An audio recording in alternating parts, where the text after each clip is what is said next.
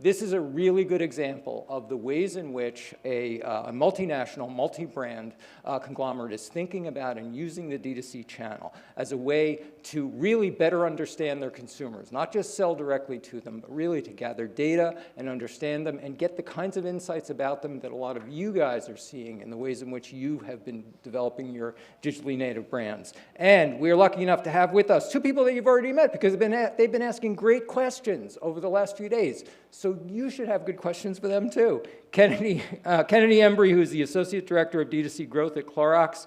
She leads the integration and the capability of building the D2C the D2C program throughout the Clorox enterprise.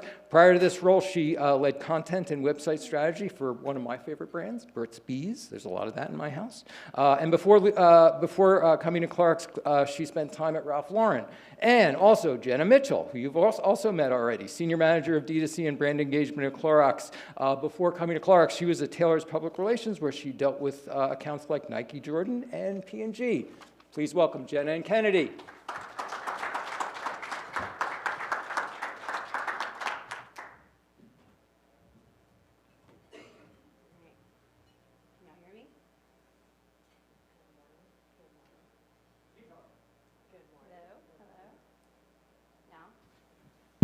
Now it works. Okay. Hey, y'all, I'm Kennedy. I think I've met almost everyone now. This last 3 days has been awesome. Jen and I are both new to this summit, so thank you, Media Post, and all the sponsors for such a great 3 days, like taking so many amazing insights back, and have just really appreciated this time and getting to know so many of you. So today we are going to talk about infusing D2C in a retail industry. And as Steve said, probably the most unlikely D2C type of company. So Clorox is a really big company. It's been around for a really long time. We did $7 billion in sales in FY21, and we're global. And I think a lot of y'all have been surprised at some of the brands underneath our portfolio. We've got Hidden Valley Ranch, we've got Kingsford, we've got Pine Sol, Burt's Bees, and then a bunch of supplement brands like Rainbow Light, NeoCell. So here's a good kind of picture of our smorgasbord of brands across different parts of, the lifestyle, our lifestyles. We're touted to be in 100% of households in the US. So we're gonna talk through, We're going to talk through a little kind of reverse script of what we've been hearing over the past several days. I think, we heard from Liquid Death and Casper about really a D2C native brand expanding into retail.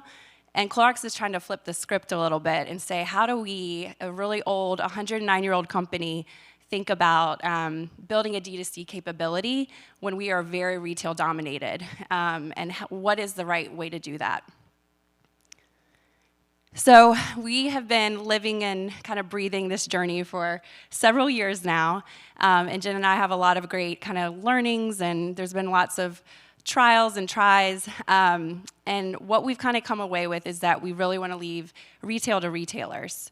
We feel that D2C still plays a really important role, but what we've learned that D2C can't compete as a retailer, and top-line revenue is not the primary goal of D2C. Instead, we really want to think about direct to selling and instead thinking about direct to connecting with our consumers. So what does this mean? This is less about looking at top line as our primary KPI and more about measuring success through how are we engaging with our consumers? What are they telling us? What are the insights that we're gleaning from this? And how are we using that data to build and maximize more of an omni ecosystem for our consumers? And that was a big mindset shift for us. So we had to think about really the role that D2C plays in her journey. Really, we are a human-centered brand. We always have been. So thinking about the consumer first, and as more touch points are introduced every day into her daily interactions with brands, we really had to think about the role of D2C and what we could do to be in service to her wants and needs. So Jenna's going to start to take you through kind of 3 core areas that we are focusing in on to really drive that strategy home. Yeah, so this is the slide where case study, and we don't have them yet. So as Kennedy alluded to, we have drastically shifted what our business model is, and then therefore, No, I'm going to give you this one. This one's good. Give me that one. It's not good, if you don't mind. Thank you. Sorry. no worries. You want- It works. All right, wonderful. So yeah, Steve was talking to us, and like, just a quick case study about how you drove a lot of revenue, and I nodded. I was like, well, we might come at it in a little bit of a different way and then come back next year with a lot more numbers and so forth to share. So this is not comprehensive of everything our cross-functional DTC department does at Clorox, but these were three key areas that we've learned to really focus in on. So we'll go through. So consumer journeys. If anybody is in the Omni model, you know that creating a very cohesive consumer experience is how you build an Omni plan. But if you've ever done an agency brief to build an Omni marketing plan, you know that the number of assets and channels, it's basically like a spec overload of what you need. So in order to actually build an Omni marketing plan very efficiently, what we rely on is strong partnership with human insights and brand in order to build a very educated and insight-driven marketing plan. So what we do is build consumer mapping. So each of our brands have a consumer, as many of you do, and what we do is look at that whole life cycle and look at opportunities where she is reevaluating the products that she's buying. Quick example, Burt's Bees. I never looked at a skincare label until I was pregnant. And suddenly I'm like, wait, what am I putting in my body? What am I putting on my body? Oh my gosh. So even though like how I get rid of my wrinkles have nothing to do with a growing baby, I am all of a sudden very aware of what I'm purchasing from a beauty sector. And so just understanding that life moment is a great way of, to inform us how we build messaging, how we target where they are, where they're shopping, where they're searching, et cetera. Same thing for Rainbow Light, multivitamin brand of ours. This is really interesting. Many of you probably already know this, but you should be taking a prenatal vitamin before you conceive. So if you just do the obvious and say, oh, I have a prenatal vitamin, I'm going to buy search and paid social against somebody that's searching for nursery decor and cribs, you're too late. Y'all probably also know the riddle, first comes love, then comes baby. Wait, sorry, that's modern day riddle. First comes love, then comes marriage, then comes a baby and a baby carriage. So we're actually looking at like how we start to target and identify people that are planning their wedding to soon get ahead and start educating and understanding when we can put our prenatal information in front of them, really starting top of funnel and building that out. So again, like long-winded way of saying, like insights are so critical in order to be successful with Omni because of how robust and complicated a solid Omni plan is. Consumer actions, what we all do is tracked everywhere. So our biggest challenge is actually not just gaining insights from all the data that we have, it's how we actually aggregate and start building and sharing back all the time. This is like something Uma was talking about with Helix. Like, we learn things every day. The hard part is actually like building them into more succinct marketing hypothesis to share back to the brand and so forth.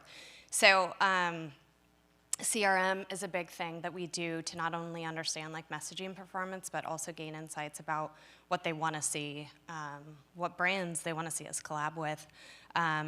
2 years ago, we did a holiday gifting survey, and we were shocked that more than half of the participants were shopping for themselves, not others. And so that then informed our product assortment, our messaging, and so forth going into the following holiday season to make sure we're really providing a variety of items. This was for Burt's Bees, that's giftable, self-care, et cetera. We also are exhaustive, especially in the complicated supplement industry, about message testing, ingredients versus testimonials, UGC versus experts, on and on and on. We do a lot of testing in that regard to help inform brand. To be really frank, our budgets are 5% of the national spend, and so a big thing that I'm pushing is how we yes, driving revenue through our D2C performance media, but like even more importantly is we're sharing and helping build insights to fuel the mega $1 million plans, and then working very, very closely together from that regard.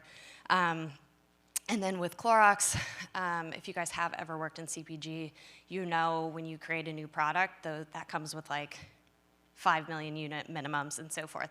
So one thing that we've done is partner with brand and our R&D teams to build out a trend sensing capability.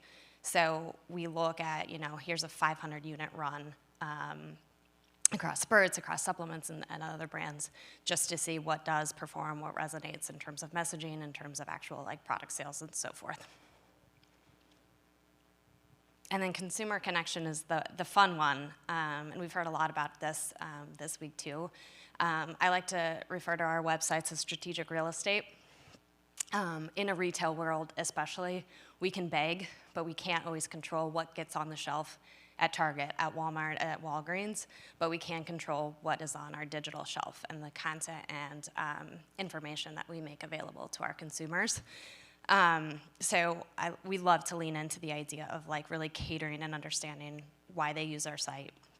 And then a big thing in terms of just fostering engagement is bringing in collabs or merch drops or limited time offerings in order to stroke and build that fandom and loyalty. So this is an example of Burt's Mega Balm that sold out in a day. I feel like liquid death saying that. But it, it's just like a big balm that had a ton of little ones in it and sold out. And then this lovely woman who I found out existed Sunday night at the Spotify dinner, Sweetie, partnered with Hidden Valley Ranch and Crocs because why not? Hidden Valley Ranch and Crocs did a partnership of creating a line of Crocs. So there's a lot that can be done, especially with retail brands on a website, which is a little bit of a different lens, but also a lot of similarities to DTC-led brands. We wanted to end with this quote, especially like in the spirit of DTC. Our big philosophy is fail fast, learn, change. I mean, we've changed our entire structure and our main KPI within our team, and there's been a lot of little opportunities for learnings that kind of led to that. So just as kind of parting words and advice, in our world, it's really okay to fail fast. You learn with wins and you win from losses. So embrace them, learn from them. Thank you, guys. We have time for questions.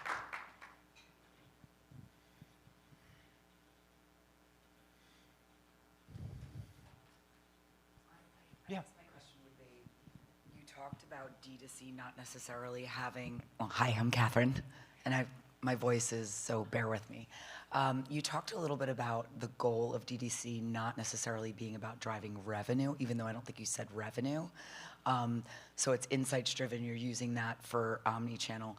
Do you think that at any point that will be shifting just based on seeing revenue, seeing the potential? I mean, these are mega brands. These are brands that, rely on big, big retailers. I do, Catherine. I think the way we're thinking about it is engagement first, really like focusing in on connection with the consumer with the long tail play of like, how does this really drive top line, and not necessarily transactions on the D2C site, though I think we'll see kind of a resurgence in that, but also like overall in our omni kind of retailer world, how this like importance of fostering relationships will really drive up CLV no matter where she chooses to transact. Yeah, and then I think, as Jenna hit on in consumer connection, there's a lot we're gonna be focusing in on of like, how do we drive, what is the purpose of coming to a website for transactions? So thinking about those exclusives and those partnership ideas that we can really test, and maybe it's more about PR value or it's, just like a quick hit, but those will be kind of things that will help drive revenue as well. Yeah, and I would say like a lot of times the campaigns we're doing still have a heavy revenue KPI.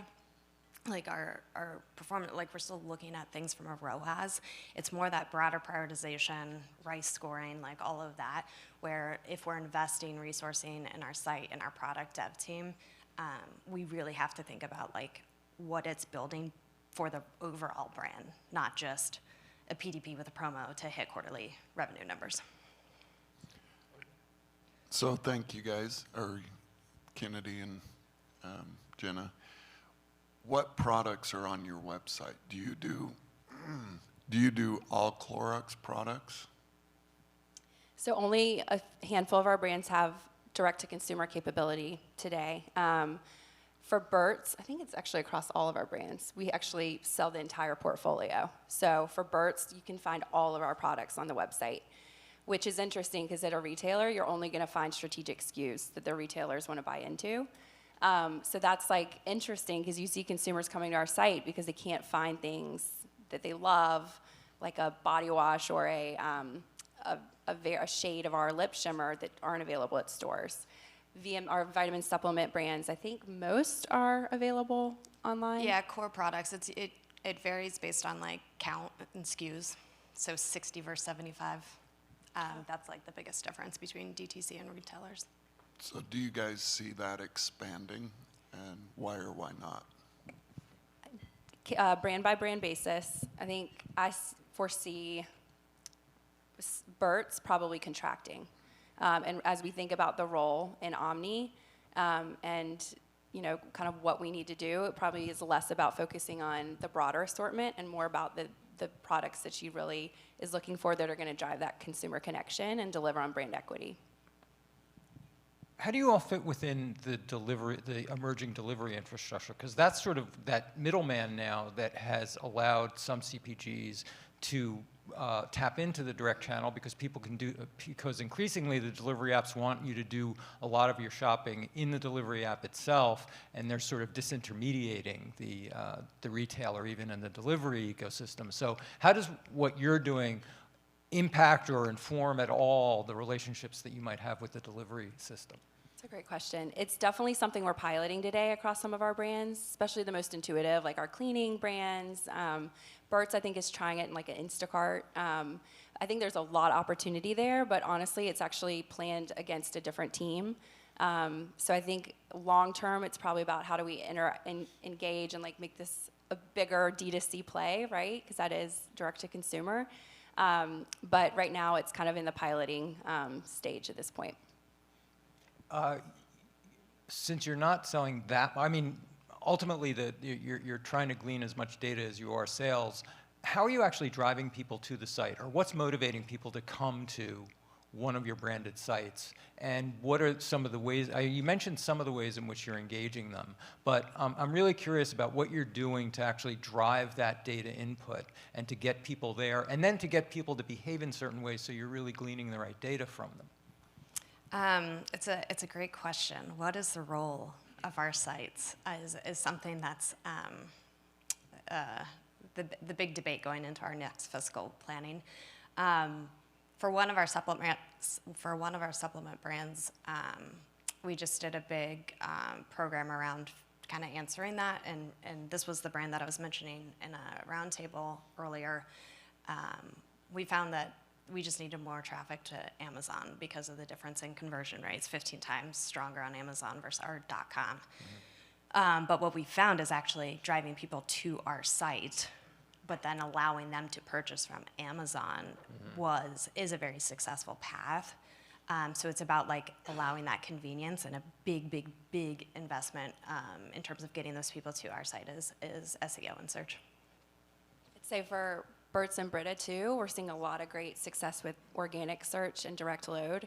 So in response to that, I think we also look at what campaigns are going on with our brands right now and ensuring that we are helping inform kind of the right landing destinations when there is a campaign specific, or if the campaign is actually pointing to a retailer, what is our internal search strategy? What's our search and Google shopping strategy? So we're really thinking about like, what are all the places within the website real estate that could be impacted or have value for the consumer? We're constantly ramping up, like, let's make sure the most recent reviews are being garnered, or we're garnering reviews ahead of these launches. So there's so many different touch points across the website that might add some value, even if, this is pointing to a retailer, or she's in aisle, but she's still searching the brand.com to get more information. So let me end with my forever exit question. What do you know now about this process that you didn't know a year ago? What have been sort of what are the key things that either you didn't fully appreciate or you didn't know as you were ramping up with this process that you know now? Yeah. I mean, let's take everyone back to 2020, where retailers were closed. Like our brands were at risk because no one was shopping in store, and that was a huge place for our brands. So we quickly pivoted to what can we do to accelerate like consumption and elevation of our brands across both D2C and retailer.coms. And then I think the biggest takeaway is just how volatile the landscape has been over the past several months, and the need to quickly pivot and to respond to consumer behaviors and the shift that they need in their consumption habits and where they want to buy. But this has really led us to think about, like, we do need to be agile in insights so that we can then react and make the right business decisions. I think the biggest challenge has been our biggest opportunity, right? It's, we're building this amazing capability in a very old CPG, retail, traditional company. And so with that becomes challenges with how you integrate with these big brands and the infrastructure we're working within. So I think there's been a lot of great learnings on, like, how do we inject these insights? How do we, work with the brand and human insights team? So a lot of great internal opportunities and improvements have been made over the past 2 years, as well as amazing kind of decisions and pivots externally for our consumer. I would say integration, like the opportunity to truly integrate and not have so many separate silos across a major company. Like, our e-com team is different than our DTC team. So I think that where we started, and our team is made up of tons of people that came from startups, we were really trying to build we were trying to use the true DTC model of seeing everything A to Z, working in our silo and so forth. And what we found was it just doesn't work when that brand is primarily on shelf. And so it was just hard. It was really hard to sell things on our site against Amazon. So we took this whole notion of, like, how do we compete against Amazon? How do we pull affiliate links against Target? How do we drive traffic to our site, not to the others? And so my big aha was, we're not going to win if we fight them. Let's join them. How do we become allies? How do we actually build a stronger ecosystem? And we're the ones, I think, that can really provide a lot of data and insights to point people in the right direction. I'm sorry I lied. I actually do have one more question since you brought up the pandemic. Are you, as a major legacy brand who's predominantly at retail, are you seeing it? Can you give us, and I think a lot of this audience, since they're D2C, one of the things they're curious about is how physical retail retails.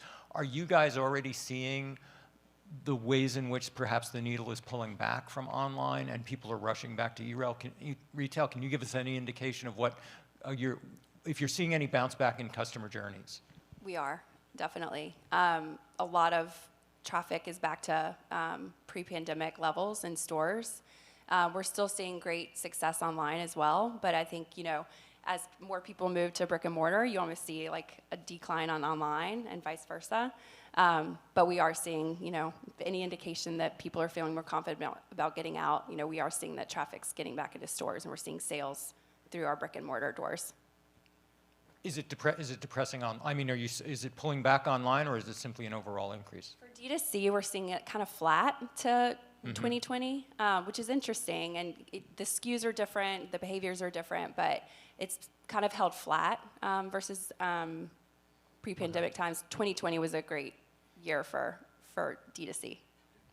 Kennedy, Jenna, thanks, Buck. Thanks much. Come back next year with the case, okay? All right, we'll Sounds do it. good. Thank you all.